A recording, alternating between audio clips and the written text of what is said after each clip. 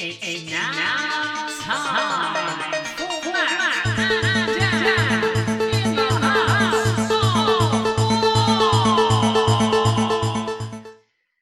Well, a very good day, ladies and gentlemen, boys and girls, and welcome all to a brand new episode of Matt and Dan in the house of...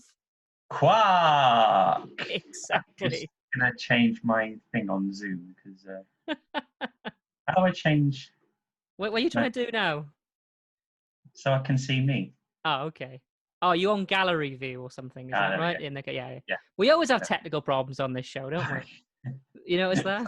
We never really, we normally don't show that bit, because normally when me and Dan do the show, we always have issues. There's always something going on, especially with me. I always, I spent 15 minutes playing with a webcam. That's why I was late today. Yeah. But anyway, so welcome all to a brand new episode called Matt and Dan House of Quark. I'm Matt, he is Dan. You haven't guessed already. So first of all, so you can be watching us now, of course, on our Facebook group, at M&DHQ on Facebook, or you could be watching on our YouTube channel, our brand new YouTube channel. We only started that just a few weeks ago. Of course, just type in Matt and Dan House of Quark, and you'll find us there on our YouTube channel. You can be listening to us, of course, on Spotify, Google Podcasts, Apple Podcasts, Radio Public, Anchor, Breaker, and of course there is more. And of course, not forgetting Overcast and Pocket Casts as well. And also lots of other things. Like literally type in our name on Google. I'm sure you will find us. You'll see us. As we always say, we really have branched out. We're spreading the word of Trek, so anywhere we can, any place we can. Yeah. That's what it's all about. Right then, so today's episode is episode 8. Unbelievable. I can't believe we've actually already on episode 8. This is mental. That means it's like 2 months ago that we started. Oh my God, yes, it is. We're doing this every week. So that's like, it's our 2-month anniversary. 2-month anniversary, look at that. Unbelievable. So I know we have gained listeners from different parts of the world. So hello to our fans in America. And also a big hello to our fans in Australia and also different parts of the United Kingdom as well. So thank you all for tuning in. Welcome. Yes. So of course, episode 8. So I'm trying to think of the Star Wars stuff. So you know I'm a big Star Wars fan, but I'm trying to think where it is now. So obviously episode 7 was A Quark Awakens. What was the one after A Quark? What happens to The Force Awakens? So I don't know. I can't remember the name. I can't remember. So yeah, we're not Star Wars fans. I generally... It's not The Last Jedi, is it? No. Is it The Last Jedi? No, it's not the last one. I don't know. No, because the last one's The Rise of Skywalker, isn't it? I think it is. I think you're right, actually. The Last Jedi. Yes, The Last Jedi. Here we are. So The Last Quark. There we go. Quark, yes. The Last Quark. You see, this is why we don't By the way, I just want to point this out. Have you noticed in DS9 the way Odo says Quark is different to the way everyone else says Quark? Because everyone else says Quark, but Odo calls him Quark. Yeah. It just makes me laugh. Because nobody else calls him. No, I agree with that. Because one day I was sort of questioning myself of how to pronounce Quark and Quark. And I think it was thanks to Odo why I was questioning myself whether or not I was saying it wrong, because he's obviously an actual character in the franchise. And I was going like, hang on, am I saying it wrong? Or is he saying it wrong? You know? So no, that's a really good point actually. Why? I don't know. Is it? I don't know. I mean, he calls himself a changeling, doesn't he? He's a founder, but a changeling, is that like changeling accent? I don't know. Maybe. I don't know. It's probably the way he... Or a shapeshifter. I think it's another way, isn't it? A shapeshifter, changeling. It kind of bugs me that well, it doesn't bug me, but it kind of just, it's a bit like, can you say it how everybody else says it, please? But there we are. I think it gives it more. I don't know. I love how this whole episode will be all about pronunciation of Odo now. How he pronounces Quark. This will be the whole episode. That's just debating like how you pronounce Quark. No, of course. Anyway, this episode is not about that. It's not about that at all. That would be quite. Well, I think it'd be quite boring. Yeah. That's what we talked about. This episode is actually about, we're talking about LGBTQ representation throughout the franchise, of course, throughout the Star Trek franchise. So the things that we'll be talking about, we're talking about same-sex couples, the same-sex couples representation in the franchise, gender identity, how it plays with that, and also any other references that can be seen, or we believe can be seen as LGBTQ ideology. So yeah, I'm quite excited about this one. I think it's Yeah, no, going to absolutely. be a lots to talk about. Star Trek being, I mean, it's what I get out. I mean, just going to talk on behalf of myself mainly now. I am a straight man. I'm not a homosexual. However, I do believe I do see myself as a what's the word I'm looking for, Dan? As a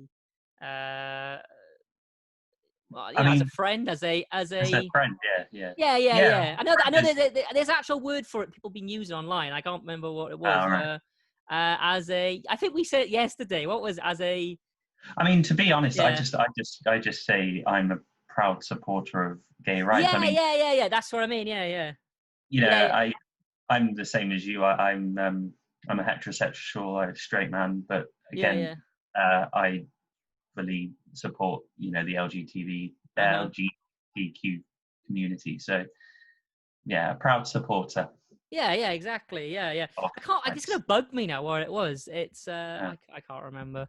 But yeah, basically, we are supporters. We are we are oh that was gonna bug me now. It's oh it's gonna bug me all the way through this now. This is. I do apologize, but it is. It's what's it? Like obviously, a country goes to war and it has a country who supports it. An They ally. are ally. Yeah, I couldn't think of the word ally.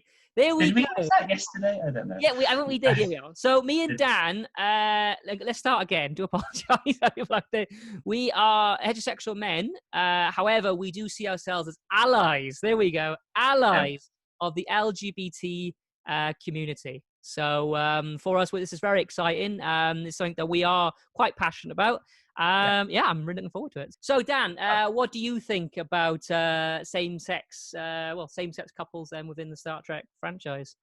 I think, I mean, definitely in terms of recent movements and sort of uh, recent um, series, obviously we're finally getting the representation that the LGBTQ community deserves in terms of, if you think to Star Trek Discovery, you've got the engineer and the doctor sort of same-sex couples. And I think for me personally, looking at it like that, I think it now is the right time. But you could argue, is it, I think there was never going to be like a specific time. It kind of just happened. Do you know what I mean? Like it kind of, I think, before like Discovery, what I'm trying to say is before Discovery and before Picard and stuff, there was never really, same-sex couples as main characters. It was always seen as like something alien, or do you know what I mean? But now it's the fact that in Discovery we've got same-sex couples as main characters. I think it's now is a great time, especially with recent movements, and not just in terms of LGBTQ movements, but obviously the Black Lives Matter thing. Everything's sort of where we are in the world. I think now is the right time to have that good representation. It's weird with Star Trek, because Star Trek is, like we've always been saying, about sort of, it's a chance to, and it's a great way. It's a great program of sort of exploring identity and sort of sexuality. And I think it's, like we were saying yesterday, it's a great platform to use. A medium is the word, isn't it? Like it's a great. So I think it's for a long time it was never really represented, was it? You know, in terms of like the original series and you know, Next Generation. I think it was always just briefly touched upon, as it were. I think it's great that now Star Trek is sort of, you know, exploring, starting to open up, I guess, exploring that, you know, wider range of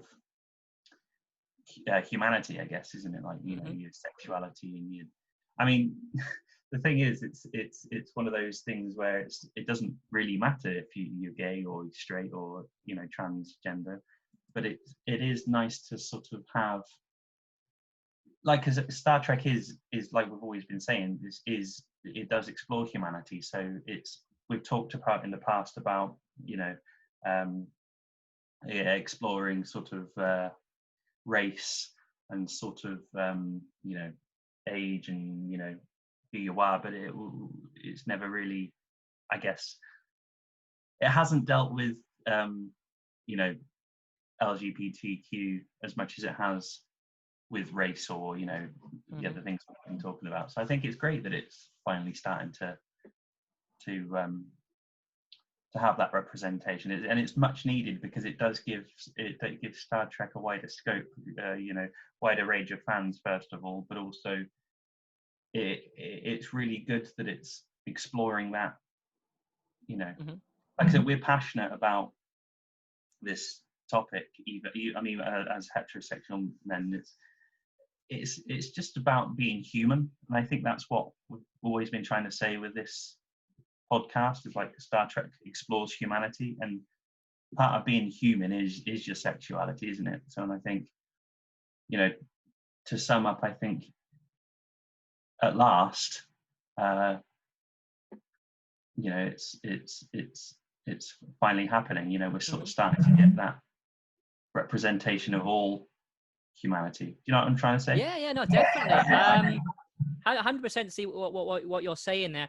I think it's also just basically a reflection of the current political climate. Like, for instance, obviously in the 1960s, I mean, apparently, well, I've done some reading into this. Apparently, George Takei actually asked Gene Roddenberry, can we have a gay character? And Gene basically turned around and said, well, I mean, having the first interracial kiss actually nearly stopped the show. So that would be the way he worded it, that would be an even, you know, a step even too far again, say.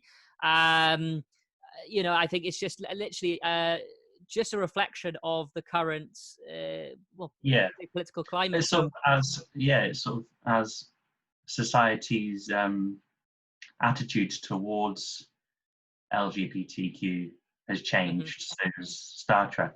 It would have been interesting because, I mean, there was such a long gap between Enterprise and Discovery. It's kind of like do you know what I mean? It's kind of a long gap. It would have been interesting to see what a series could have done in between. Yeah, no, definitely. So such a recent thing, isn't it? You know, I mean, you were saying like in the 60s, it was, I guess, people were sort of very much not anti-gay, but sort of very much sort of looked down upon. It wasn't minority. So much, I'd say, the public, so the general public norm either at the time. So I'd say it would have been harder for people to accept. And it was, I mean, like I said, for instance, George Takei obviously asked, you know, this is meant to be a show about, you know, equality and man moving forward, you know, what about a gay character? So what I like about it, even though it didn't actually happen, which I can respect why some people maybe could be quite upset the fact that it didn't happen in those times, but I guess it was still brought up, it was still questioned. I mean, I read somewhere apparently Gene Roddenberry had to turn around and basically sort of state an apology for it, and he actually said about when he was younger, he wasn't necessarily homophobic, but he didn't really care as much. Whereas he got, as in some ways, Star Trek helped, even though it's his own creation, Star Trek also helped him rethink things. Which I think is important as well. I think Star Trek is kind of like a, you know, like a parable or like a fable. You know, the idea that it's stories with meaning, stories that has lessons to learn. And I do think it has that power, as in, you know, you can you see all races working together, which the original series did, and then he has the idea of in bringing in new ideas of gender identity and in the idea of having a relationship with someone of the same sex as you. And Star Trek, I find, because it's set in the future, and I said it is like a fantasy world, or whatever. It has that power of bringing in those elements and really putting it on a platform and really looking at it. And I think in some ways it inspires people. Like I said, unfortunately, it didn't happen in the 60s. And I think, it's a lot to do with the network restrictions. You could argue it could be in a homophobic network or anything like that, or which I think, unfortunately, they were the I mean, look at Star Trek. Star Trek got cancelled at first. Let's not forget that Star Trek got cancelled for being too edgy in some respects. It's the Cage episode didn't make TV. The Cage episode got taken down. The network was not happy with that. They were, I don't want a woman, in power. I don't want this. I want women in short skirts and and all that. I want this. And the original pilot episode didn't air until the 1970s.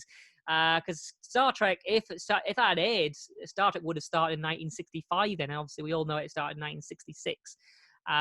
But the fact that it was delayed a year, all because of its, say, radical ideas. So I think the hunger of challenging these social norms or whatever has always been there.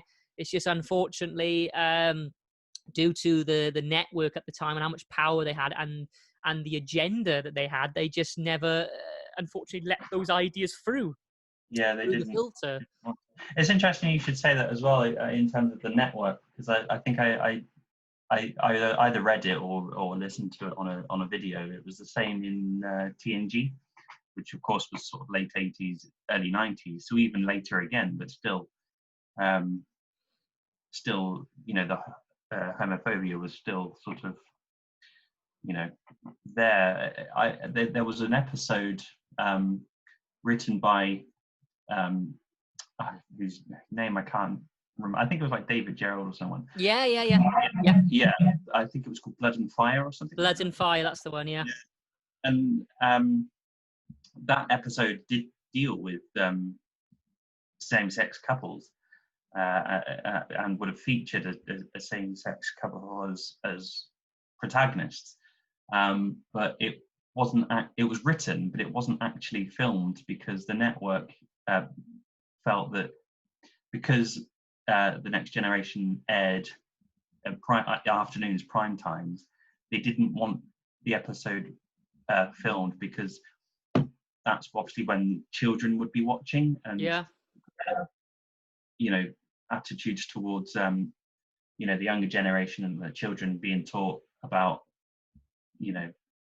what it is to be gay. Obviously, that was still sort of seen as something that's not possible, I guess, not normal. Do you know what I mean? Yeah. No, 100%. Yeah, I mean, that happened until the 90s, like you're saying. Even to the 90s. Yeah. I mean, apparently, because I read I'm not sure there's the same article, but basically, Blood and Fire, and apparently it all started because it was at a convention and someone asked Gene Roddenberry about having homosexuality within Star Trek and how come we haven't had a gay character yet in Star Trek, and if it's about equality and all that, and it's set in the future, and surely by that time, we would have we would have a gay captain or anything like that. And Gene Roddenberry apparently replied with, "We will one day," or we're working on it," or something around those words, and that's what inspired that script, Blood and Fire. And apparently, throughout the whole writing process, you had, like you said, the network was involved. Apparently, it was lawyers as well that was involved with the show. They weren't happy with it either. You can't have that on television. You can't be doing that. That's going to bankrupt the show. So it was a lot of people involved in this, and you know, I mean, you could argue they were quite homophobic ideas. You know, the fact that they thought, you know, we can't have that on TV, can't have that in that show. You know, people won't accept it. You know, which is, it's kind of, I don't know, it kind of scares me a little bit how that's not. I mean, and then I always feel the '90s isn't that long ago, really. You know what I mean? Yeah, well, no, this is Yeah, it. But yeah, if you think about it, it was like not 3 decades 30. ago. But Yeah. it's kind of the same now. With it is crazy to think that just because of your sexuality, and the depiction of, you know, gay people and that would have stopped a show being made. Do you know what I mean? Hmm. It's crazy Yeah, to yeah, think that would never happen now. And I think now it's sort of moving on to, you know, the transgender community again. yeah, It's yeah. like people's attitudes towards that. It's like, do you obviously in recent years there's been that debate of whether transgender equality should be taught in schools and whether you should allow your child to be taught about that. It's kind of, that's where we're at now. Like, do you know what I mean? It sort of, in the '90s it was about Hmm. being gay, but obviously now it's transgender. So will we see transgender characters in Star Trek? You know, is Yeah, it no, definitely. now time rather Hmm. than? It's crazy to think that it's taken Yeah, until, I mean, when was Discovery started? 2017. It was crazy to think yeah, that. yeah. Obviously, Star Trek did deal with it, sort of obviously in DS9 and stuff, which we'll obviously get onto. But Hmm. well, all of them really. But sort of to actually have protagonists, you know, main characters. Yeah, yeah, yeah. You No, think about definitely. it, it's not been since its Discovery that's the first one, and that was Hmm. 2017. Well, yeah. I mean, Discovery. You have was it? It's Hugh and Paul, isn't it? Yeah, it's the main Um, actor, isn't it? because you're better Discovery than me. So I think Paul it's Stamets and Stamets, that's it. Yeah. Is it uh, Kembler or something? Culber, isn't it? Something like Colber, Colber, that. Colber. Culber. Yeah. Because obviously one is the chief engineer Hmm. and the other is the doctor, Yeah. which I love how they have those roles personally. I think it's great because I mean the chief engineer.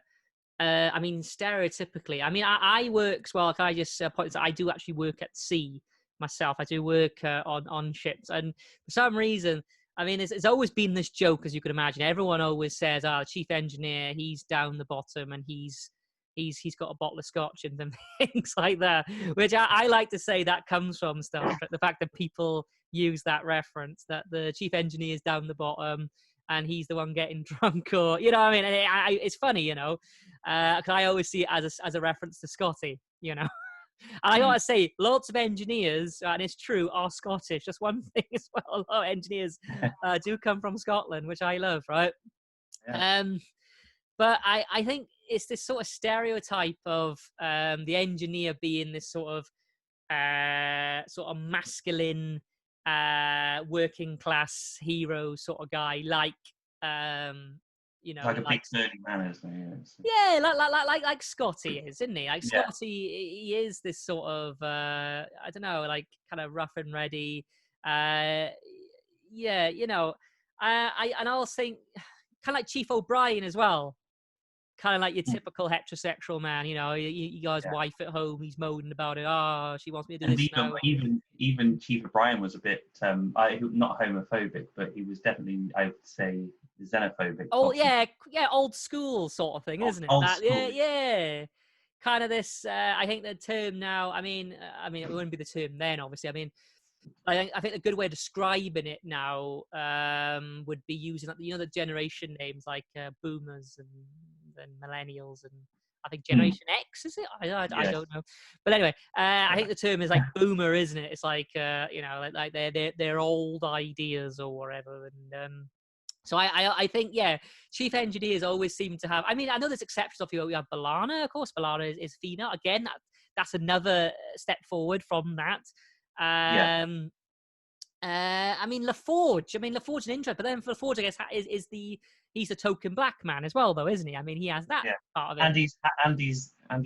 And he has a disability as well, which Yeah. is Oh, something of course. Yeah. Do you know else. what you know what the funny thing? I'm happy you said that actually about him, because I was watching a video and they were talking about Star Trek and how Star Trek had black characters, Asian characters, female characters, and then someone said disabled, and I was like, who's disabled? Like, I literally like couldn't think for some reason I couldn't for the life of me. But then when you said that, I was like, of course he is, and I don't know. That's another subject again, obviously. But Yeah. I'm just saying. I guess, that's interesting. Yeah, but of course, yeah. Again, another step forward, I guess, because he said he is disabled, isn't he? He is. Yeah, yes.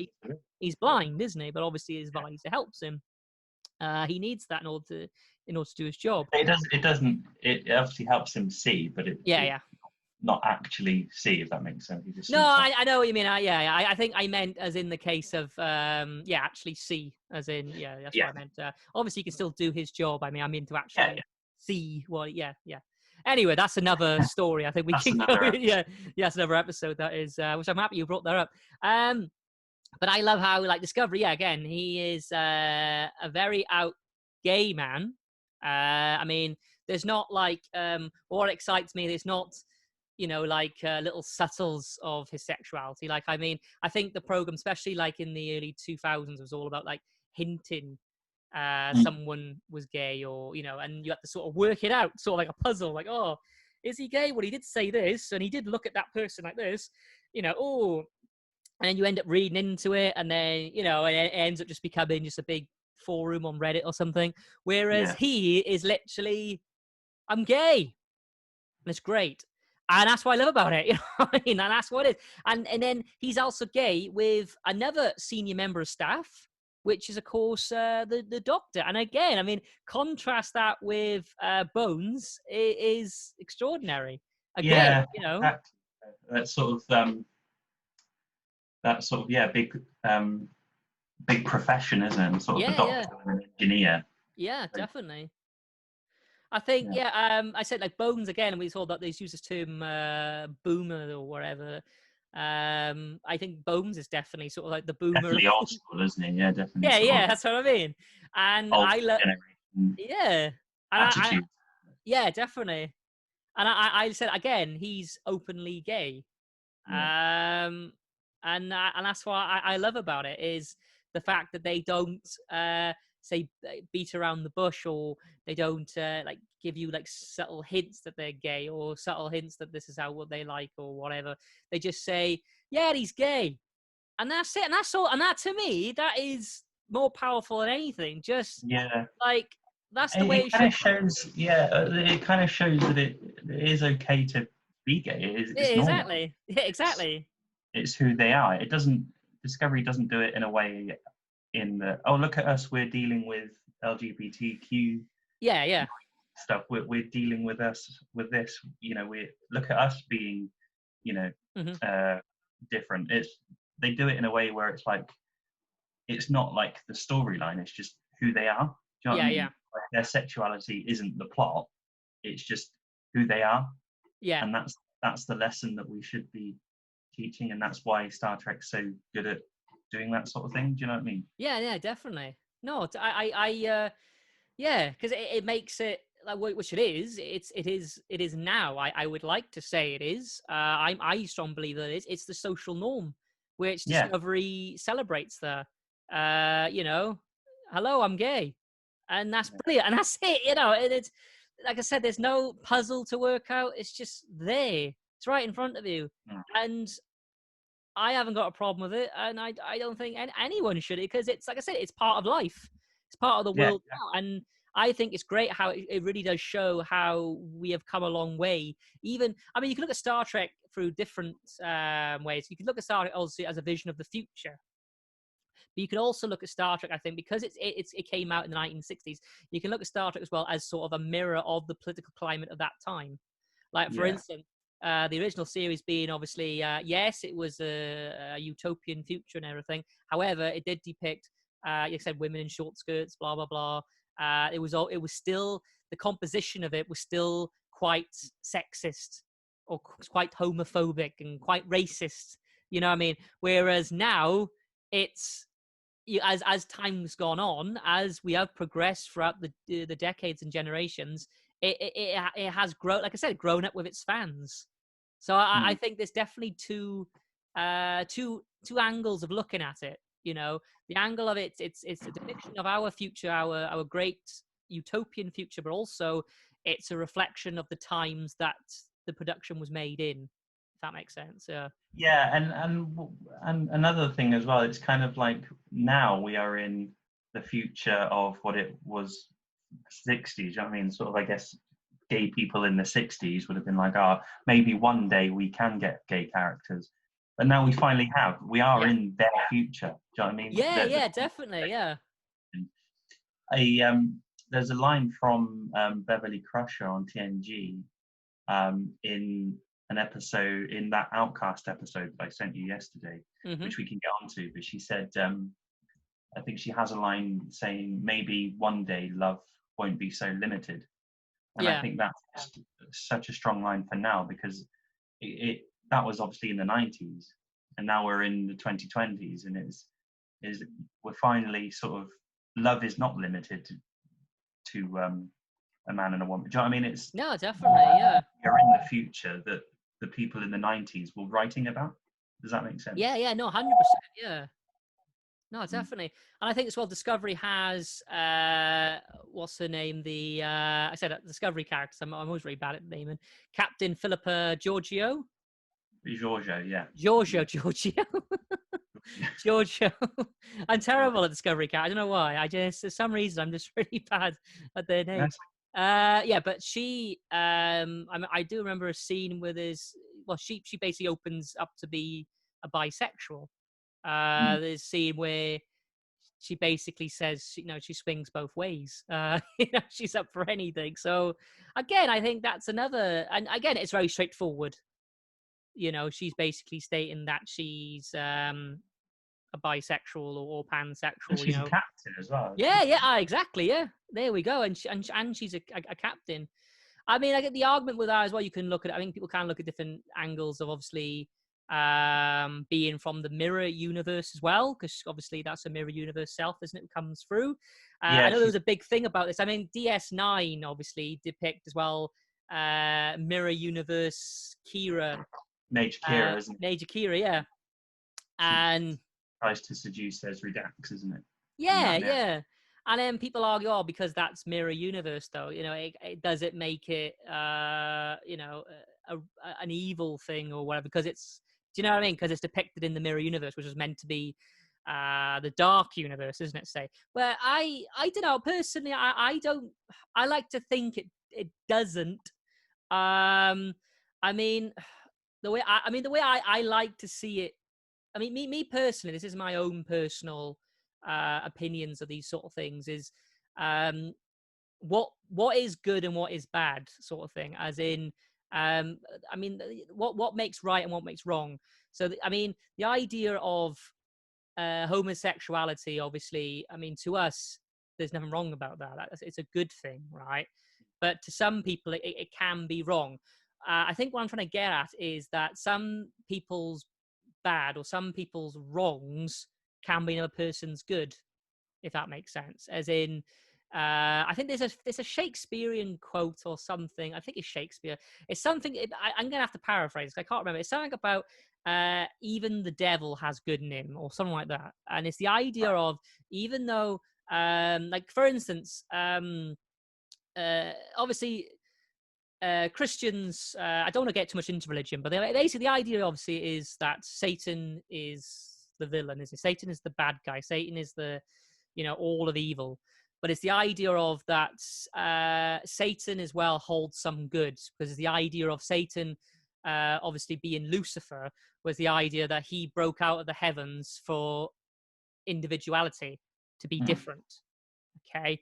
I mean, we got to remember as well, homosexuality in the Christian faith as well used to be seen as a bad thing.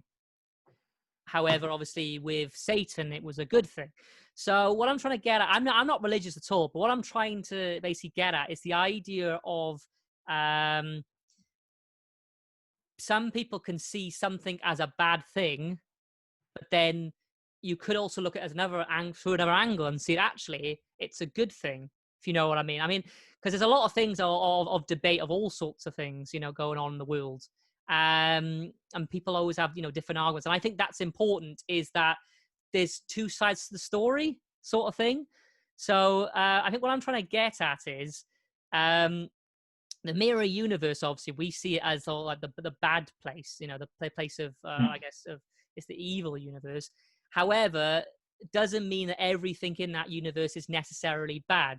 That being one of them, the idea of same sex, people of the same sex can kiss and enjoy pleasure together. To me, that's a good thing. So I what I'm trying to say is, it's not as black and white or as good and evil as we think. I do think the mirror universe also holds maybe some good in it, as well as the prime universe, if you know what I mean. I see what you're saying. Yeah, I think Yeah. it's, especially with the DS9 thing. I guess that was still back at a time where, homosexuality was still sort of a taboo topic. Yeah. And I think what you're trying to say is the mirror universe is a place of taboo. Yeah. But now in Discovery, it's not, because it's you know only what I mean? taboo because society says it's taboo. Yeah, exactly. That's what I'm trying to get at. And the only reason I use religion, I do apologize to any religious people. I'm not trying to mock any religions at all whatsoever. I'm just saying, but then that is sort of a social construct of what is good and what is evil. You know what I mean? I mean, thou shalt not steal. Yeah, stealing is bad. You should never steal. I agree. I shouldn't steal. But it's like, well, but then someone turns the question around and be like, what if it was to feed your family? You know what I mean? It's that sort of, it's like saying, don't go to bed with someone of the same sex. But what if you love that person? What if I fell in love with him, or you know what I mean? Oh, how is that bad then? Love is love. And I think that is, and to me, I kind of like thinking like that. And I think religion, it can be a good example. I mean, Star Trek, I mean, the way we read into Star Trek is like religion. I mean, we're quoting. Yeah, I was about to say that. I think Futurama's got it right. It will be the Church of Trek one day. I think me and Dan will be the priests. I think, definitely, you can look at Star Trek as sort of like a religious text in some way, because obviously the Bible is a book of stories, isn't it? I'm not saying they happened or they didn't happen. I'm just saying they are, in the end of the day, fact or fiction, it is still a story, isn't it? It is story. And it's the idea of, you can read into stories like fables and parables, and you can get all different kinds of things out of them, which I think, Star Trek has that sort of, I don't know, it has that same sort of, I don't know the word I'm looking for, but sort of premise with it, as religion does. I mean, who's to say that in years to come, something will happen, like, I don't know, there'll be like a meteor hit the earth, and then there'll be like a new sort of race of whatever, like future humans, and then they'll discover Star Trek DVDs, and then they'll end up basing their culture on that. And I think that's a good thing. No, absolutely. So yeah. But yeah, I think same-sex couples as well. I mean, I think as well, not just Discovery, as we said, Discovery sort of pushed it even further, has made it into more of a social norm, which it is today. If we go back as well, though, to the 90s, and we have, of course, DS9, and we've got the first same-sex kiss, which was between two women. Obviously Dax, Jadzia Dax, of course, performing the kiss. I think, anything you want to say about that? Because I think that's iconic in itself. That was the first one, wasn't it? That was the first same-sex kiss in Star Trek. It's weird thinking about it, because obviously, I mean, at the time, you've got to think about it. Watching it at the time, obviously, would have been very controversial. But now we kind of see it as if we watch it now, it's like, that's okay, that's fine. Yeah. It's weird. I love Jadzia Dax. She's one of my favorite characters. I mean, I love all of the DS9 characters, but I think the idea of Dax obviously she's had so many identities, a man and a woman and stuff, and her and sexualities, obviously because she's, as we all know, she's a trill, so she has a symbiote, and she's which in itself is sort of sharing the same body is again, I guess, part of gender identity and stuff. I know that's the second bit we're going to be doing, but I always I mean, when I first watched DS9, I was pretty much I don't want to use the term clued up, because that's not. When I first watched DS9, I knew about the LGBTQ community, and I always thought of Jadzia as bisexual. Yeah.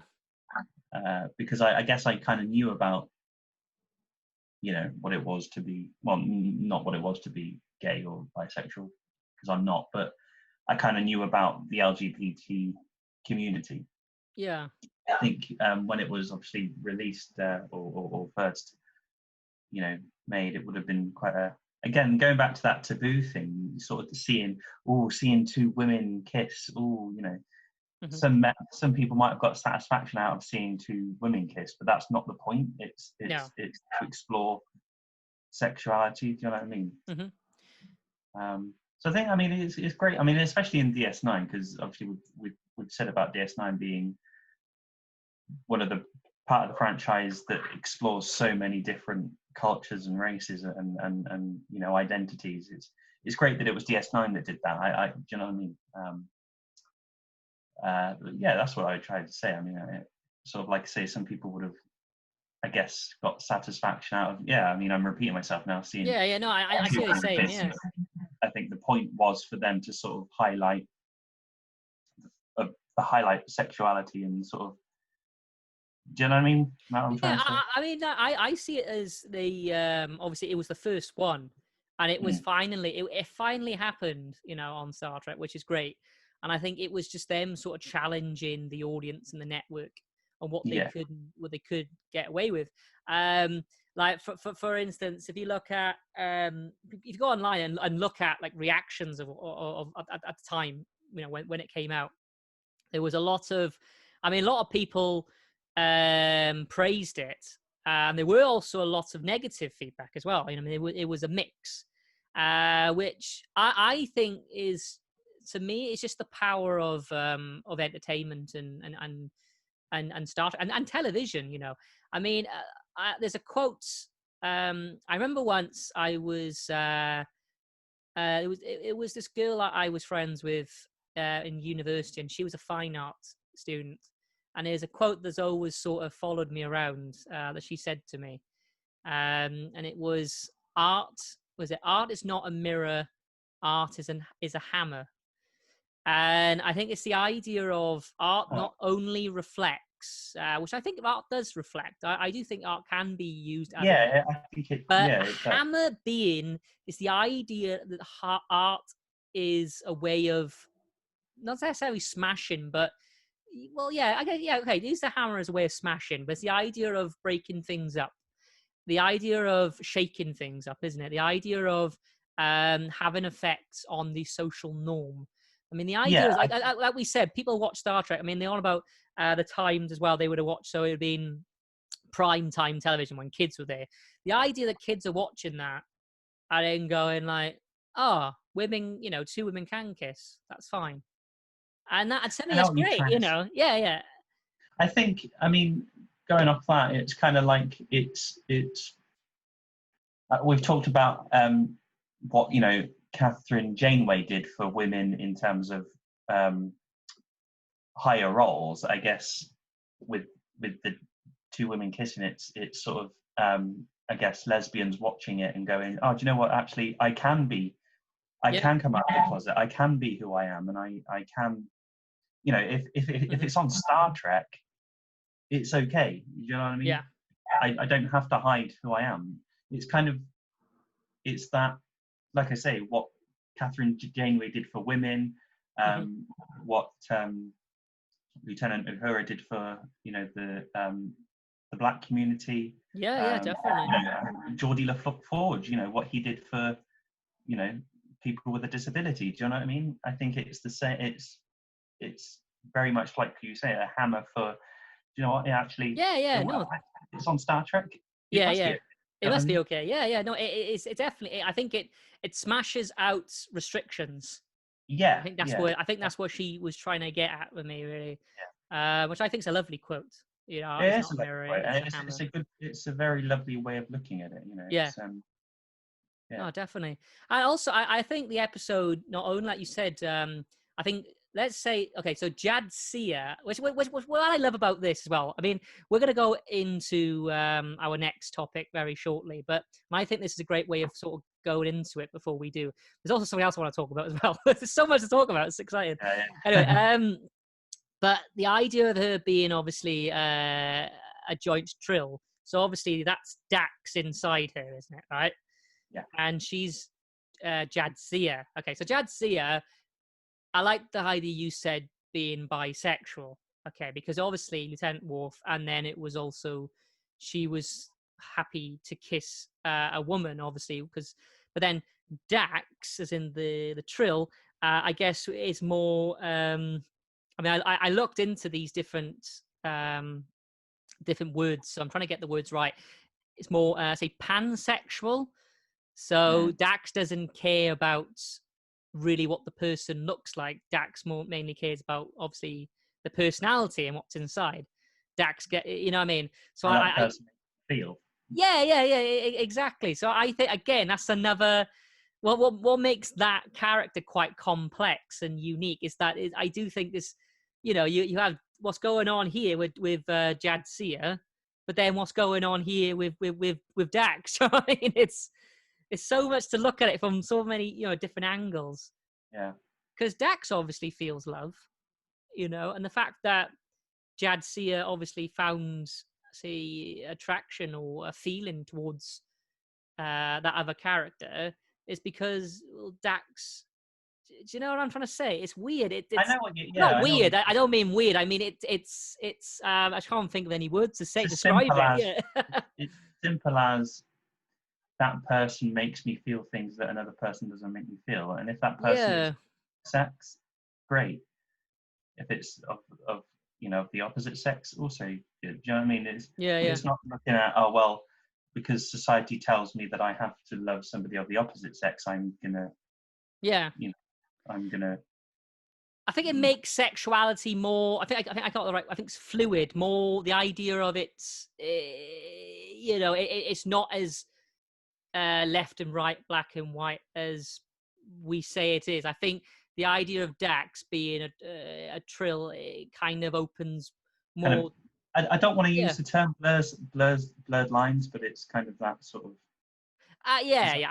I think yeah. Which I think is in yeah. yeah. Again it opens up another. I think what they've done there. I don't. I think it was done. I mean, not necessarily like that's what they wanted to do. It's such or thought of, but I think it's the idea because I definitely think that's another. Because I like to sort of see it as you're in love. You're not in love with the body as such. You're in love with the soul. Mm. You're in love with the trill. What I mean? I think that's what I'm trying to explain. It's yeah. I think it's because I mean, obviously, we don't have trills in society, but No. I like to say, I guess you could see the trill as sort of a symbolism, maybe, of the soul, and the idea of that's who you're in love with. You're in love because obviously there's something still there. I mean, the idea of Jadzia and her kissed, there's obviously something still there that's very powerful and very strong, and it's all thanks to obviously the passing down of the trills, isn't it? Mm. That Mm. has a big impact on it. So yeah, Yeah. I just like to say as well before we move on about the same sex couples. I mean, obviously George Takei being a massive LGBTQ icon now in the world. I think he didn't come out though until like the early noughties apparently, as in to the world. Yeah, quite. I mean, I think it was like 2005 era, Yeah. wasn't it? That I heard. Yeah. So it was very late, and you got to think. That itself makes me sad. The fact that he had to wait that long, and the fact it was in our lifetime that he could do it. You know what I mean? And that's always amazes me. how long it's taken. I mean, I know that with the Kelvin universe, they did do sort of a salute to him in Star Trek Beyond, where they actually show that Sulu is actually a gay man. Can you remember that? Yeah, I know. I was going to say that. I Yeah. think I know what you're going to say. I was going to say it next, but go on. And then I think George Takei actually said he wasn't happy with that because he played Sulu as a straight man. Even Yeah, though, I mean, me I was going to say that. personally, I don't really recall Sulu having a sexuality as such, as in, you know what I mean, in the series. I don't really recall. I mean, unless I missed something out, I can't remember anything. But I just don't think it was ever alluded to between. I mean, obviously, we can all tell that Kirk is straight. he's He the loves his women, but I don't think it was ever alluded to in terms of any of the other others. Do you know what I mean? I mean, me personally, I don't know. I mean, he obviously he responds to that, not necessarily negatively, but he wasn't that happy with it, was he? Apparently, he was very like, "Oh, I'd rather you have a new character that's gay and all this." And it was his point that it was a character that obviously he created and made yeah, well known, and it would have been his point was, I think, what he was trying to get at was it would have been better for the LGBTQ community to see an entirely new character develop and explore their sexuality yeah, rather than take an existing character yeah. that originally wasn't seen as gay, but just because the actor had come out as gay, they made it gay. Do you know what Yeah, I mean? no, I see that. I mean, me personally, again, I as much as I do agree with that, Mr. Decay, I do agree with you on that. But oh my, I do agree, and I do love you as well. What I'm trying to get as well, I see the Kelvin universe as a separate thing. I mean, it's set in a parallel universe, first of all, and I like to see it more as just a salute to him. I mean, I see the Kelvin universe as sort of, yeah, it's like a retelling of the story, isn't it? Of the Yeah. story that we know and we love. But then I also see it as sort of like a celebration. Yeah, I think because Started Beyond came out for the 50th anniversary, didn't it? I think it was that year, wasn't it? The 50th anniversary year, I think it came out, or around that time anyway. So it's the idea of, I don't know, it's just a salute to him. I mean, because George Takei, not only Sulu, but George Takei himself is a massive part of Star Trek. As we talked about, like the sci-fi celebrity culture, George Takei is one of the main men. He's there. He's a principal figure in the world of science fiction. So to me, just having that hint, that little scene of him, his character having a gay relationship, to me, I don't see it as against his character in the 1960s. I just sort of see it as kind of like I mean, have you heard of the term, is it slash fiction? That sort of, playing Yeah. around with, but not necessarily slash fiction either, but I mean, it's kind of like, I don't know.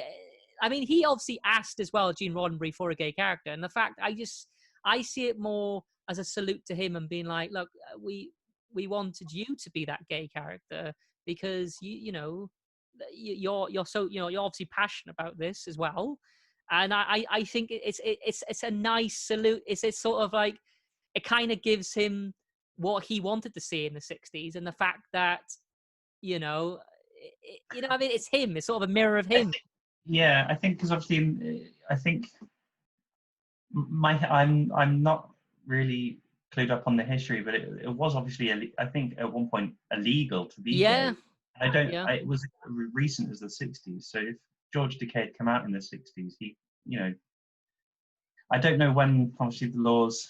Obviously, my history isn't that good on it, but I think he was very much restricted back then. So I see what you're saying. It is a Yeah. salute. I like to see it as a salute, as in, like, Yeah. this is for you, George. And I like to him to see it as a separate thing. It's not a redo of Star Trek. I never saw the Kelvin universe, and a lot of people do, and it's really not. It's set in a parallel universe. First of all, it's different. but I like the fact how we can sort of replay with Star Trek, and have stronger women. The idea of making Lieutenant Uhura even stronger than she was. She was strong, but I mean, you can play around with these things, and you can, and the fact that they made him gay, to me personally, I think, I don't know, I think it's great. I think I can see what he's saying, but I think the point is, obviously in the 60s, Sulu couldn't be gay because it was the 60s. Yeah. But now we're making it in whatever year it came out. I mean, let's put it this way. If Gene Roddenberry turned around the 1960s and he said to George Takei, "Do you want to be the gay character?" I wonder what he would have said. Do you know what I mean? Like, yeah. I'm sure he. I'd love to know. If he could have been. That's probably a great question to ask, actually. If we ever meet George Takei, we'll ask him that. Like, would you be in the gay character? Obviously all the things that were happening. I mean, would it have been quite a frightening thing to do at the time? I don't know. I mean, and that's like you said. It was illegal in some places in the world, and again, this is my argument between what makes good and what makes wrong, or you know what I mean, and bad, and I do think that that's one of them. I mean, I read somewhere a lot of gay bars and places where gays, can go and be whoever they want freely.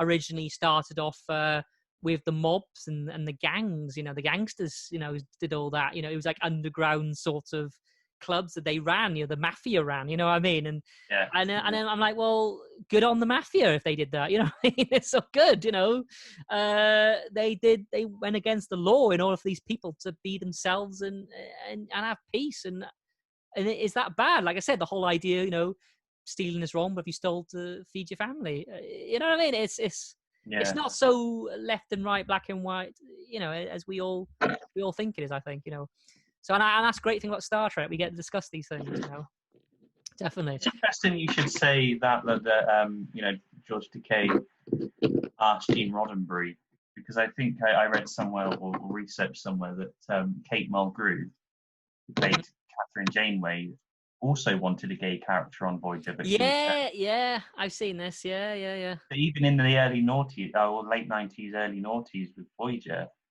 well, it was more late 90s, wasn't it? Voyager, but even then, so it does go to show it goes back to what we were saying at the beginning. It's quite crazy that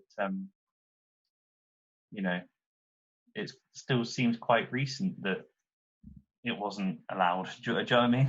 Yeah. Because it would have been great to see a gay character on Voyager. Definitely.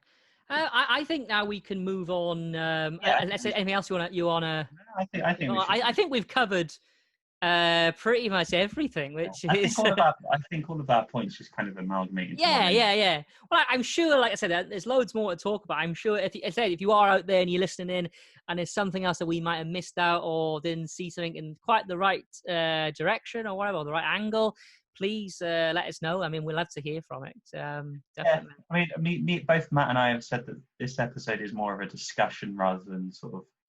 We're not saying this is fact. We're going to talk about this, and this. This is more of a chat, really, isn't it? Yeah, exactly.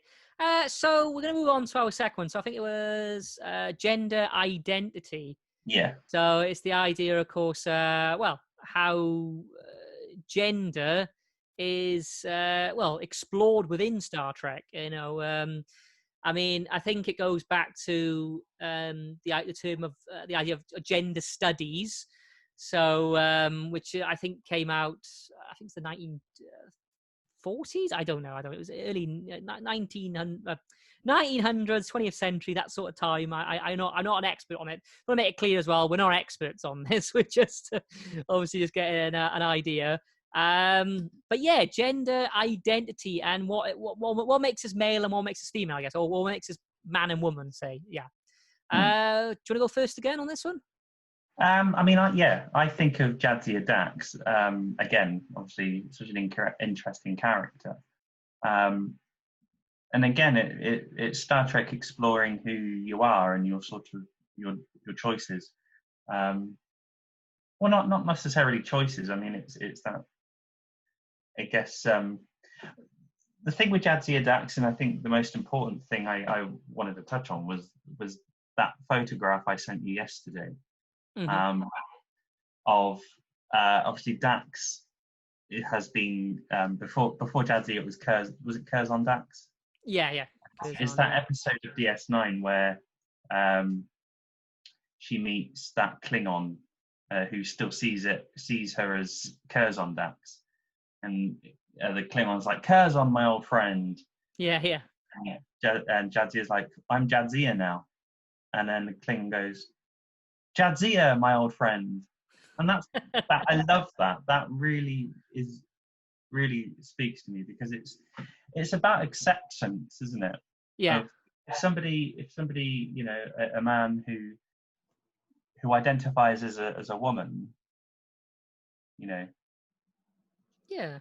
that's okay. Do you know what I mean? I think that's such a. I mean, the photograph I sent you yesterday was a meme, but I think it's actually a really good sort of way of summing it up. I think, I think it said something like, even a Klingon can accept this, you know, sort of yeah, thing. a big, you know, Yeah. again, it sort of goes back to that sort of old school, you know, Klingon warrior sort of Yeah. man and Yeah. you know, men loving women, men being men, and women being women. But it's actually a Klingon warrior can accept somebody chooses to identify a different way. And I think with the Jadzia character or the Dax character, it's such an interesting, because obviously the symbiote goes from person to person. Sometimes are men and sometimes are women, and it's quite a nice way of representing, you know, the transgender community. And I think especially in you know, the 90s, where it was, I guess, not even thought of at all, really, wasn't it? But if you think about it, it's, could the Dax character be transgender? You know, obviously it goes from to Curzon to. I think there is an episode where all of her previous hosts. Yeah, they're all together. Yeah. I think it's such again, like Star Trek does deal with, I guess, gender, and sort of, obviously we see so many alien races and stuff, and it's kind of it's hard to explain. It's that sort of representation of everybody coming together, and sort of what it does so well is it allows just different identities and to come together and just accept who you are. The idea, the idea you're saying is sort of like, you're different than me, but that's okay. What's the problem, sort of thing? You know, you have different ideas. I guess the idea of culture. I mean, again, because I work on a cruise ship, we have people from all different parts of the world, and you do have, I'd say, cultural clashes. What is right, what is wrong, sort of thing. And you know, I think sometimes you just have to learn from each other of what you can say with each other and what is, or you know, you try and not insult, or try and not I don't know, just sort of, you know, it's the idea of, you know, you can have common ground with anyone, you know, as in you might have something, you know, you believe in something differently. It could be, again, like religion, you know, like you may believe this and someone may believe this, but doesn't mean you can't. I think the idea you can't get along. I mean, the idea of Star Trek, I mean, these are beings from all across the universe, and they can still find common ground. You know what I mean? And then it's like planet Earth. I mean, we're not that far from each other. Yes, we have differences, but we should be celebrating these differences. You know? I think it's also about respect, because I think I know what you're trying to. I mean, I don't know, because I don't work on a cruise ship, but sort of having cultures that might have different opinions on gender, for example, and that might make you feel like if I you know met someone who was against transgender people, that would really bother me. But it's also, I guess, respecting their opinion. Yeah, yeah. Do you know what I Well, mean? it's I interesting. might think it's right, but Yeah, I have to yeah. respect that they think it's wrong. Do you know what I Mm. mean? I Gender's think, gender's gender's a difficult one because it's obviously, you know, again, it is who you are, but it obviously your sexuality is, I guess, yeah, it yeah. is sexuality, and that it's more gender is more of a, I don't know. I don't want to. The way I like to say it personally when it comes to gender, I mean, like I said, I think the idea of gender, say, I think, again, correct me if I'm wrong, I'm not an expert on this, but I know it came from the early or mid early 20th century, and basically the idea was that gender wasn't just a biological term anymore.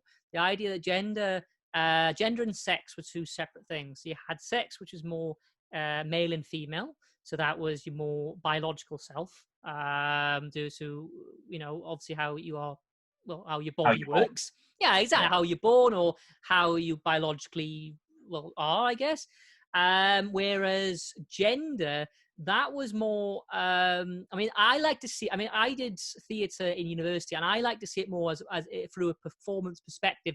So I like to see gender more as how you perform, so how you are, the way, what costume you wear, the way you interact with others, the way you are, the way, you know, your performance self is, say. The idea is you're a man, so you possibly wear jeans every day, and you wear a t-shirt, and that's it. You don't put any makeup on, nothing like that, and that's it, you know. And then the idea, of course, women being women, obviously, where say, you know, and this is just an example now. Women, of course, wearing dresses, blah blah blah. They long hair. They do their makeup in a, you know, they do makeup and to make themselves look like in a certain way or whatever. So I like to see, for me, to understand what gender is, or gender studies is the idea of it's separate from sex, as in, you know, sex being more a scientific term for doctors to understand what's going on, all this, whereas gender is more, I mean, I like to say performance term, because I like to see the idea of, you know, the whole idea of the world's a stage, we're all players, you know. That's how I understand things. I think it's because obviously I got a theatre background. That's how my mind works really with all that. But I think I don't know about you. I find that makes more sense if I think of it as a performance perspective. The idea of, you know, you become a character through, like, you know, costumes and body language and you know, appearance or whatever. So I think the idea of gender really is explored, especially what you said with obviously the joint trills, because obviously the joint trills again is sort of transgender. The joint trills actually has been in multiple different personalities, and Dax is actually, you know, been transported from different well, different beings, some being men, some being female. So yeah, I do see in some ways Dax as transgender. I definitely see that. But also I think the idea of, say, gender and I mean this term now, someone who is non-binary. Now, non-binary is the idea of not having neither men or women. Yeah, characteristics. I'll say Yeah, characteristics. it's like non-binary is sort of, I don't Yeah, identify as a man, but I don't identify as a woman. yeah, Uh, exactly. So the idea of being non-binary, obviously, is you're neither. Yeah. mm. And I think Star Trek really has explored that throughout, especially TNG. I mean, me personally, the episode that really got me excited was, and a lot of people don't really talk about this one, and I think it's The Offspring. Now, the episode of The Offspring, Data builds his own android, and he lets the android have the choice of what gender they want to be.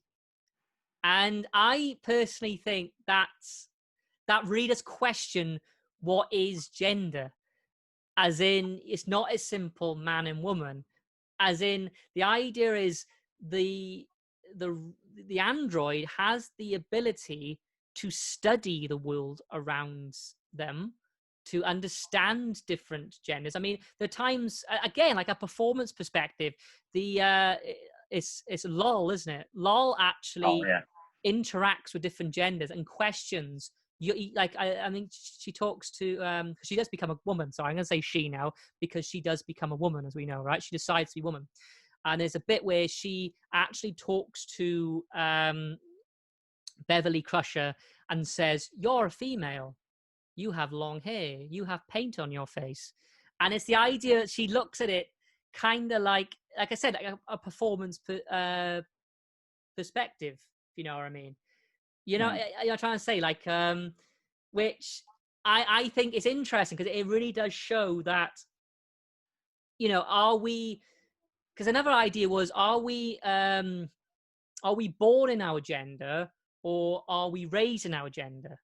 So the idea is, okay, so you were born, and they were, yeah, male. Dan's a male, definitely a male. All right, you can see he's a male. Does that mean then Dan automatically has to like football or whatever, or has got to, you know, go for the color blue, not the color pink? You see what I'm saying? Or has got to, I don't know, when he gets older, he'll be good at DIY. You know what I mean? Oh yes, we got a man.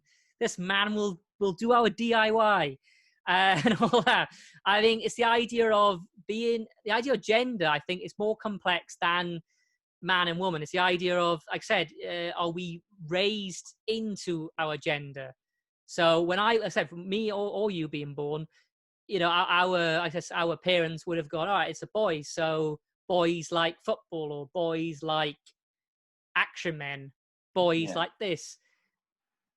And what I love about this episode, The Offspring, which was back in 1990, by the way, it explored the idea of, say, the offspring, because Lal was a child. Let's point out, it was Data's child, and they always called it the child, right? And the idea they had the opportunity to choose their gender identity, to explore different genders, and decide for themselves how they felt comfortable, whether it was, you know, male or female. And also, it even goes into it even further. I mean, Lal actually decides what species she wants to be. In the end, she does decide to be a female human. But it's the idea as well of, I think it's great that she had the choice and Data gave her that choice. And there's, in the episode as well, explores a lot of things like who's fit to be a parent. I mean, because Data is also questioned about if he's fit to be a parent because he's an android. And I think that's quite interesting, as in it's an issue now. I mean, people argue, can, I don't know, someone raise a child on their own, or can a couple of the same sex raise a child, and things like that. Oh, so yeah, or can a transgender woman, like if someone's born a woman but identifies as male, yeah, can that person be a mother? Can that person bear a child? Exactly, yeah. And in a way, because I know Starfleet gets involved a lot, and Starfleet questions Data and everything, or what he can and can't do. And in a way, that's kind of like society questioning, well, anyone, you know, whether or not that individual is fit or can do it, or whatever. And I find that episode really ahead of its time, especially being in 1990. Yeah. The idea is we had the first parent, right? And I don't think this is written down. I haven't found it. But if anyone's listening, please, I'd like to read an article about this. Right when I mention me and Dan. I like the idea of Data being sort of the first parent depicted on TV that raised their child to be non-binary, that allowed their child to decide for themselves, which I think is massive. I mean, people talk about this now, whether or not children should be taught non-binary, and it's a thing now that people are still discussing, like today, and still people can't decide whether or not it's right. Do you know what I mean? And the fact that Data was questioning that or doing that, and the way he was doing it as if it was no big deal. It was like, so, you know, she'll choose herself, or, you know, or they'll choose themselves, wherever, you know, what they want to be. And And I do think that that episode was, I mean, it came out in 1990, you know what I mean? It was already talking about that, which is a massive issue now, as in people are deciding whether or not boys and girls should be taught to be boys and girls, or should I be, think, you know what I mean, all just yeah. children and they decide, sort of thing. I think, I mean, the thing I want to say as well is it's quite a, it's a very, if you think about it, a very beautiful thing to explore your gender. Yeah. In terms of like, I mean, yeah, Data allowed his child to have the freedom Mm-hmm. of exploring, giving them a choice. Obviously, you know, we're born and we're told that we're boys, and it's like, okay, we're boys and we like boy stuff. But I think, Mm-hmm. especially now, like, you know, I don't know, but you know, parents, I guess it's allowing their, I mean, it's 2020, you know, parents allowing their child to choose their gender, and I think Mm-hmm. that's a very beautiful thing. Yeah, I think, yeah. It's like, yeah, you were born a girl, but you decide yeah. if you want to be a girl. If you want to like football and identify as a man, Mm-hmm. that's great. It's a very beautiful thing to just be human. And I guess what you're saying is that, like, even in 1990, Data just, you know, gave his daughter a gift Yeah. of exploration of, Mm-hmm. you know, gender. Yeah, no, definitely. And I just think, and it's interesting as well, because they talk about being a woman, what it means to be a woman. And Beverly Crusher, I know she talks about how in the olden times women were second class citizens, basically. And I know there's a moment with Worf, and Worf is basically still question on women and men, and you know, and yeah, and it's the idea that, like, you gotta remember, like I said, Lal is a child. And Lal, like, what children do, they ask questions. And it's the idea is, you know, like, I don't know, like, I mean, I don't know about you. I mean, you're wearing pink right now, right? When I was younger, I remember thinking pink was a girl's color only, but it's not. It's Yeah. interesting you should say that. Yeah. Yeah. It's interesting you should say that, because I actually got given this jumper, and quite recently, actually, and I don't mind saying this. And it's only recently I've started wearing it, because it was pink.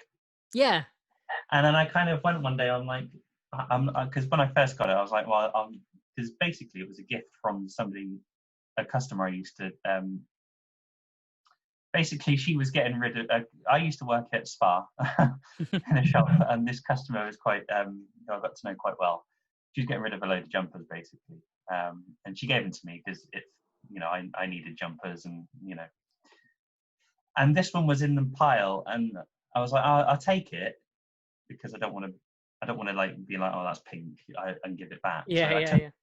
I just put it in my wardrobe. I never wore it. And it was only recently I thought, well, actually, do you know what? I don't care that it's pink. Yeah. I feel like it suits me. I mean, Yeah. No, it does. You look nice. you know, I mean, Yeah, usually yeah. I wear it with a polo shirt because I like Yeah. the Yeah. collar. But I don't care that it's pink. Yeah. It suits me, and it's But just, I think yeah. I'm comfortable Mhm. it being pink. I mean, if I went out, you know, now to like Asda and people saw me wearing it, and people go, oh, that guy's wearing pink, he must be gay, he must be. Yeah, it's interesting. People, yeah, have Yes, that ideology that, yeah. I'm comfortable in who I am. Yeah. I can wear pink, Yeah, exactly. because I mean, it's just a color at the end of the day. Yeah, yeah. It shouldn't have, color shouldn't have a connotation of Yeah. sex or gender, Mhm. or do you know what I mean? Yeah. And So I guess, yeah. I kind of wish I'd worn this jumper when I first got it, but I've had it a few years. But it's only, like I said, it's only recently I started wearing it. So. But it's quite interesting how you, like, your subconscious just says girl Yeah, color. And why? yeah, exactly. It's But just, yeah. exactly why? Why Why? did I think that? But in Yeah. the end, I'm really happy in myself that I just went, you know what? Actually, Yeah. It's a nice jump. It's a nice jumper, Mm. to be honest. Like the material's great. It suits me, Hmm. and it's a nice color. Do Yeah. you know No, what I it mean? is a It's nice a color. lovely Yeah. color. Yeah. So Yeah. yeah, So yeah, I say that I think that's a lovely episode that really does explore that. I say I haven't really seen people talk about it much, so I definitely think that should be one of them talked about a lot more than it is. I mean, another episode as well. Again, the Next Generation. It came out in 1992, and it was an episode called The Outcast. The Outcast, of course, is an alien race whose whole culture is based on being non-binary, as in there is no gender at all. It's a genderless society, isn't it? mm, Which is interesting. And my favorite part of that episode is when Riker actually asks for pronouns because he doesn't know what to say. And I think that's lovely, the fact that he doesn't want to offend. And I think that, again, that's ahead of its time. I mean, now, and people are trying to make it a social norm. Like now, they're even talking about. I do think. I think. I don't know.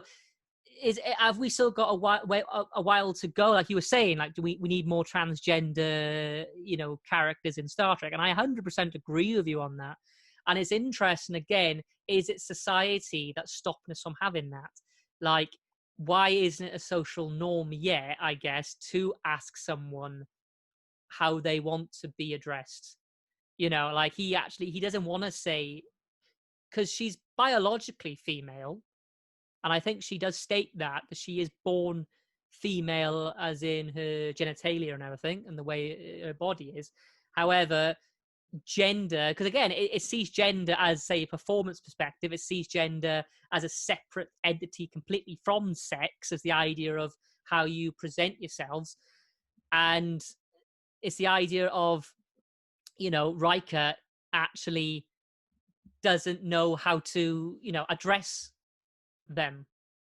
If that makes mm. sense, like, and in the It's end, I like think, a lot of us now. It's like yeah, that's the stage that we're at now, because yeah, I think now we're at that stage where it's becoming such a big thing in society now, where obviously transgender people are more and more coming out as transgender, and we're at that stage where, not trying to offend, but like, yeah, how do I address you?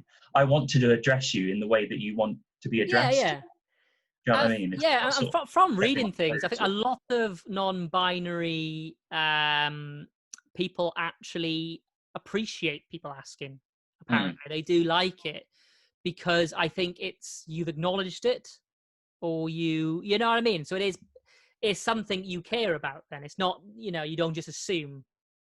I guess it's like, I don't know. It's kind of like people assuming, like I said, the whole being male. People assume you like football. The amount of. I mean, I follow football there and there. I mean, Nick and Dan. By the way, Nick's our other friend. Nick and Dan always pick on me because I'm a playoff fan. I only watch when it's the playoffs, right? But I'm happy with it. I don't care. Like that's where I find it fun, right? Anyway, part-time football. my point is though, I don't know about you. You might as not much, but I always find that I don't know if it's the same thing, but sometimes because I am a man, people assume I've watched the football game last night. You know what I mean? Or you know what I mean? Or they assume I know things that I actually have no idea what they're talking about. You know what Yeah. I mean? And I do sometimes think, like I do think it's a problem being a man sometimes, and I do think this is an issue. I mean, I think this sort of haunts us as men, that we can't cry. I think that's a problem. Men can't cry. I remember saying that. I remember being told, when I was younger, not from my parents. My parents weren't like that really. They wasn't. However, I'm just saying, like in society, like in school and things, I felt that people had this idea that men didn't cry, and men couldn't be feminine. Men couldn't do that. If you're a man, then a man's got to be the breadwinner, and a man's got to do this. And I do think though that men do have a lot of pressure on them of what it is means to be a man. I do think that. Like I said, and women as well. I'm not saying obviously women do, and I do think sometimes women's a bit more highlighted. I think people assume that all women should be wearing skirts and all this, and I think that's wrong. Of course I do, and I do think that's a big issue that people have explored. And I like the idea that people are saying, no, not all women have to wear makeup. Of course they don't, right? But also, I think as men, not all men have to be masculine as such, have they? I like to personally see myself. I have, I don't know, mix of masculinity and feminism in me, or feminine side of myself, because I think that's what makes me me. If I And make that is what I guess we're all trying to say. That makes Mm, you you. I mean, I know what you're trying to say. I know what yeah, you're trying. It's like me. I love. I'm going to admit this now, and I don't really care. I love having candles around my room, oh just yeah, because it relaxes me. Like I have little tea lights dotted around, and that I'm a big smells Yankee. nice. Yeah, Yeah, and I have yeah, I have Yankee candles and then tea lights. Well, some people might think that as a feminine thing. yeah. That's who I am. I love having candles. It relaxes me. Yeah, yeah. It needs to be because it's seen as a feminine thing. Hmm. I because I get something out of it. Hmm. Do you know what I mean? Well, yeah, and again, I think it's this whole idea of, because say it's not the social norm, or it's not what everyone accepts as what men can do, that we can't do it. You know what I mean? Or we can't. Yeah, it's interesting. I do think, again, Star Trek does explore that in these episodes, like the Offspring and the Outcast as well. I mean, what makes the Outcast interesting? I mean, I watched the video. I think it was a video you sent me, and it was the person, transgender person, basically explaining that they saw it as in some ways insulting towards say non-binary or transgender people. I mean, me personally, I think yes, you can see it that way, as in it was the idea that they were like soulless, like the way they were depicted. They were like, these sort of like short-haired. They wore like beige. You know what I mean? They had like no identity. And I understand what they're getting at, because obviously, because you're non-binary, or I'm trying to say, it doesn't mean you have no identity at all. Does it mean you are just this beige being that has no, that has no character? That's not the case at all. I think what I was trying to get at is the idea that in a way you can see the world being like that, that that the world is it's kind of like a rule book, the way I see it. It's kind of like, right, so welcome to planet Earth. We have men, we have women. Men, you're gonna build muscle. You're gonna like hunting. You're gonna do all this stuff. Women, you're gonna stay home. You're gonna wear all this stuff. You have to And you're please going the to cook the man. man. Yeah, Yeah. yeah, that's what I mean. So where I see it is, what's lovely about that character is that she, being non-binary in a non-binary society, however, she is breaking against their social norms, if you know what I mean. And I think that's brilliant. And the idea that it uses gender to do that is massive. 1992. And we're talking about non-binary issues, and we're talking about gender identity within society. I think it's brilliant. Yeah. I think as well. I mean, there's a good ending. I think it's at the end of that episode, and it's the idea of love between different genders, and binary and non-binary, because it's where Riker, because Riker's fallen in love with this woman, Yeah. but now that woman's identifies, if you could say, that woman identifies as a man, Yeah. but at the end, like they're saying goodbye, and Riker's like, but I love you. And Yeah. it's like, love is so strong and like pure, Mm-hmm. like it shouldn't have boundaries. Just because that person identifies as a different gender doesn't mean you can't love that person. Do you know what I mean? Yeah. If that's it goes back to us saying love is love. And I think another like we saying, another aspect that episode deals with is love between different genders and identities and binary and non-binary. Do you know what I mean? There is no, the lines are very much, taken down and blurred, and you know what I mean? I mean, it would have been interesting if that character was biologically male and how that would explored that, really, wouldn't it? Yeah. It's interesting you should say that, because Jonathan Frakes actually wanted a man to play that part, I think. Yeah, I think I saw that. It's on that video that you're on about, that Jonathan Frakes actually went to the producers and said, why not have... I might be wrong there. But it's interesting. No, I think he did. Yeah. Yeah. I mean... He wanted sorry, a male actor to play that. Yeah. But I think for me, the issue would have been, not back then, but I think now, if that was to happen now, I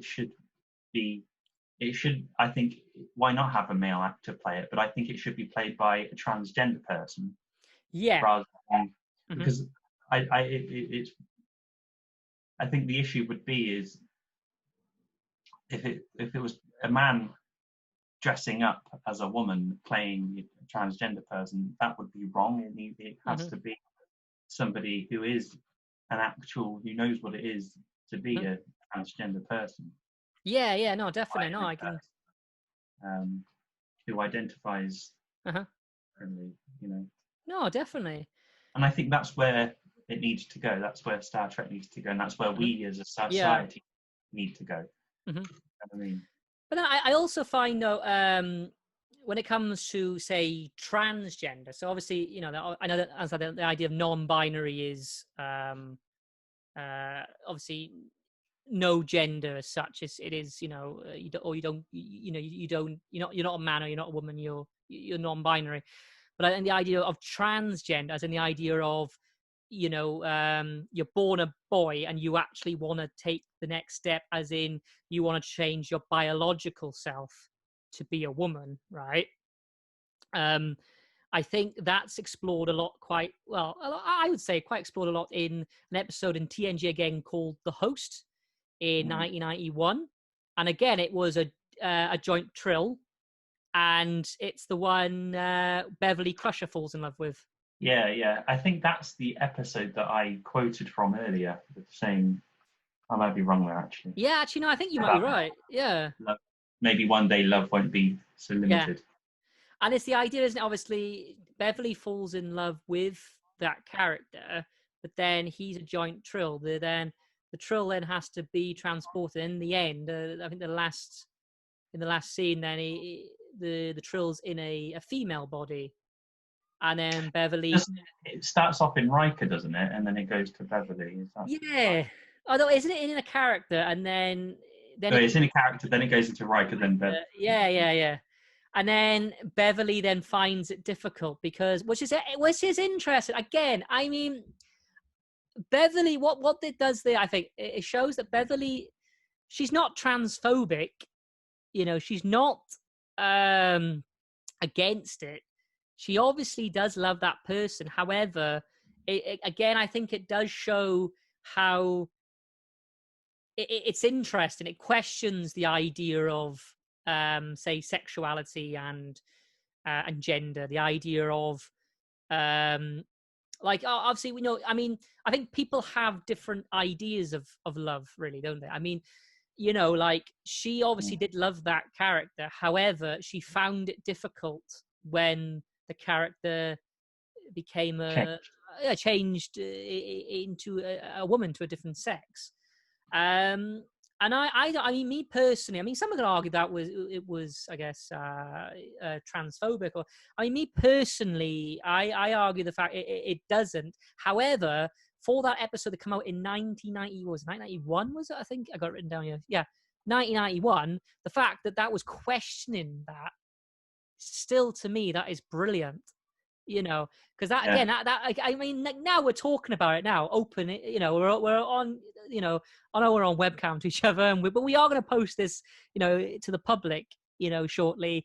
And I like the idea that we live in a world that we can talk about these things, you know. And these, you got to remember, things can't always agree with each other. We're not always going to agree. The world, I think, the world's never always going to agree with each other. But then, to me, the idea that we can talk about it is a step forward, isn't it? A giant step. And the idea that they were talking about that subtly, even just subtly, in the 90s, the early 1991, and I think it's brilliant. On such a well-known show as well. Exactly. Such an international show. Uh-huh. It's a big show, and it's kind of just the power of Star Trek, I guess. It goes to show the power of Star Trek. It's a thing that I sort of, I mean, I'll be honest, I've never actually met a transgender woman before. I'll be honest, I never have, all right? And that's because I don't want to. I would love to. I mean, I do know someone who have, but I actually haven't seen them face to face. I haven't, but this person I know isn't someone, it's someone I know from my childhood sort of thing. So it's someone that as a friend of mine, but I wouldn't necessarily have a, say, sexual or intimate relationship with them anyway, because we're at that point now where we're just friends. That makes sense. You know what I mean? You know, as in, you know, I've got loads of female friends, you know, sort of thing. It's that, to me, is that sort of idea. However, I think it does sort of question. I mean, I always thought about it like, if I met someone who was a transgender woman, so they used to be a man, after being with them for, say, a few weeks or whatever, and then I found out they used to be a man, does that affect my perception of that person? Does it matter they used to be a man? Because surely you're in love with that personality. I mean, I said I'm a heterosexual man because I find women attractive. I do. I don't find men attractive, but I do find women attractive. But the idea that they used to be a man and possibly someone I wouldn't have found attractive, but I do now find attractive, I'm obviously still in love with that personality. Is that a problem? And I do think that's a you know, an interesting topic to think about. Yeah, it is interesting because obviously you go on the fact that about, you know, you're attracted to women in terms of looks, but actually, like, say, if you spent, you know, some time with a bloke who you really got, I mean, I mean, me, you've known me 11 years. I mean, I know we're best friends, but who's to say that? It's hard to explain. You could spend so much time with me, like as you have done, because we've been friends for 11 years, but you could find yourself becoming attracted to my personality and my, all right, I'm a bloke, you know, and you don't find me physically attractive, but you might find me emotionally attractive. Yeah. And it's sort of, well. Yeah, no, I can definitely see what is love and all. I understand that. And I guess that does sort of question the whole transgender thing, as in, well, should that really matter? They used to be a man. Do you know what I mean? And I think that's what that questions that. And to me, that's just brilliant. The fact that it just highlights it. And I hope in the future, as Trek evolves and goes on, that we will have a transgender captain and we can explore that even more. And just like Discovery has done, it's become a social norm where you can go like, I used to be a man, I'm now a woman, and I've got a husband. Yeah. And I think it needs to happen. Yeah. I think, okay. You know, it's okay to be who you are, you know. Yeah. Yeah. And I just want to, obviously, we're going to finish things up now, but I think just a quick one, another episode as well explores transgender and also, I guess, the same-sex kissing and things like that. Was an episode on DS9, Profit and Lace, 1998. Which is, of course, when Quark obviously basically has a sex change, you know. It's to do with his mother, isn't it? Obviously. Yeah, because his female rights, isn't it? Yeah. Yeah.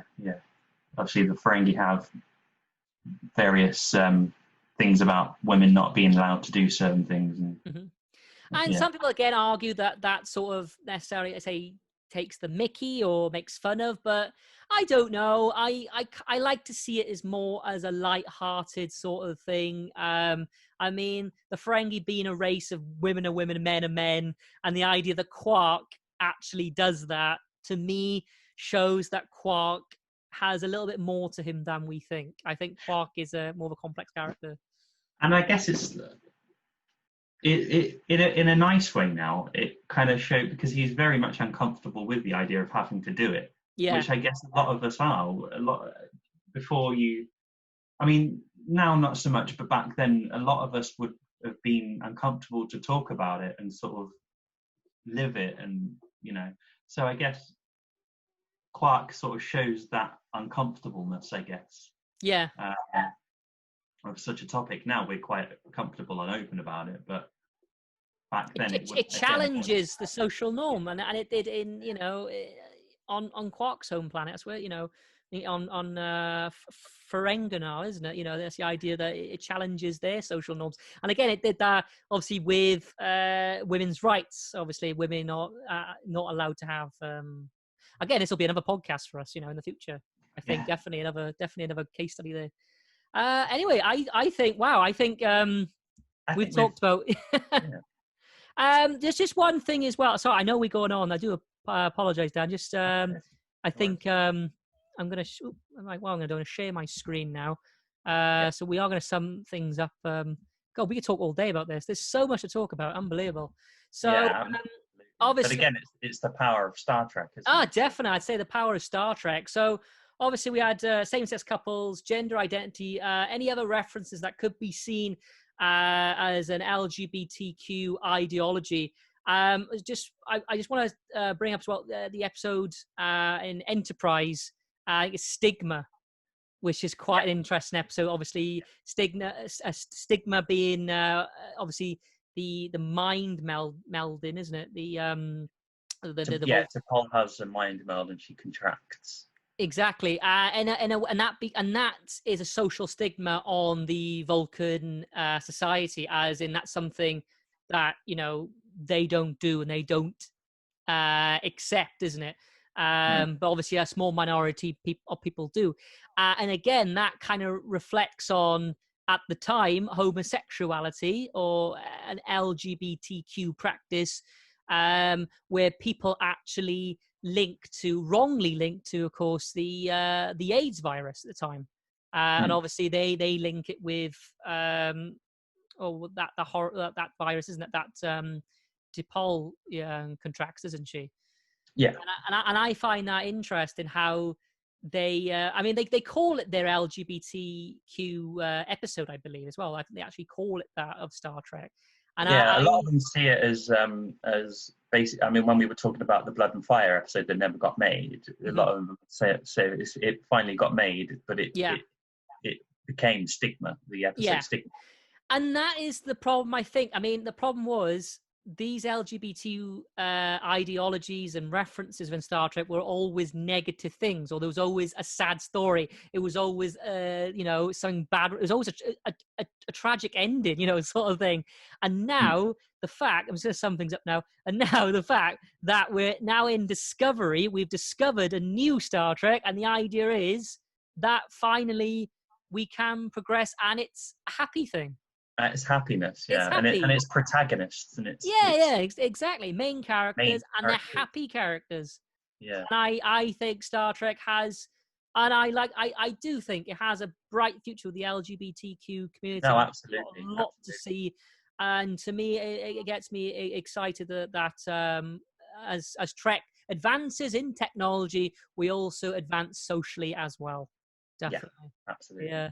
Wow, Dan! Wow, what an episode! Wow, I loved it.